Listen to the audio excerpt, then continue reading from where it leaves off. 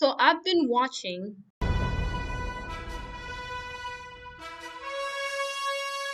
and I have a few thoughts. Cecil, the head of the GDA, is a character who fascinates me.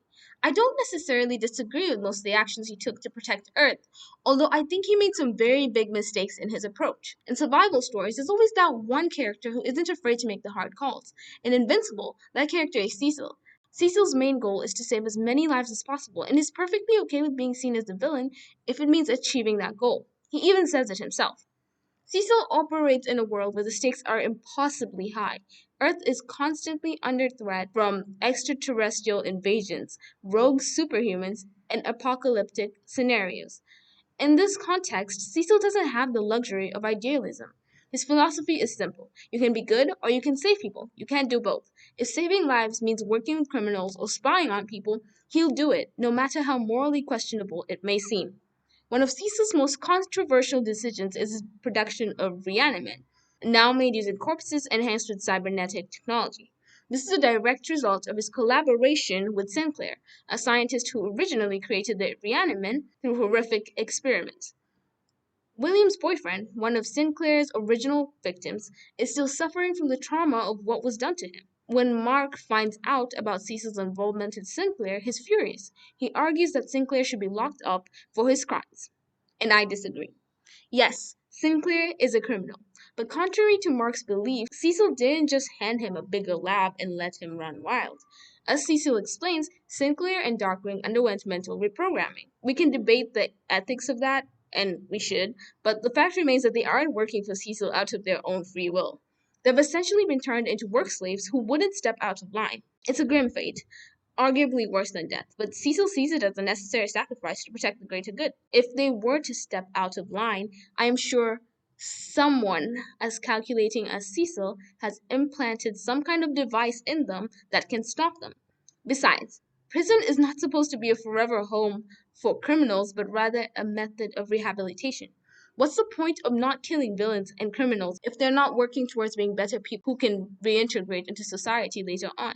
If they constantly break out whenever a superpowered fight happens at the prison, it would be saving more lives and resources to just if they cannot change.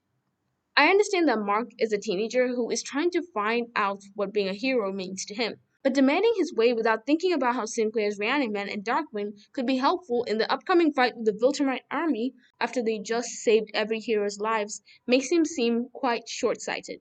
But I guess there's a reason he's not the leader and probably shouldn't lead. Yet.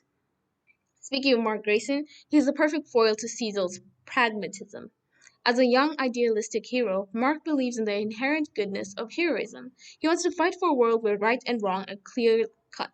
For Cecil, the ends justify the means. For Mark, the means matter just as much as the ends. Like I said before, I understand most of Cecil's actions. For example, putting a chip in a human nuke's head that will render them immobile as long as it rings at a certain frequency in case they ever go rogue.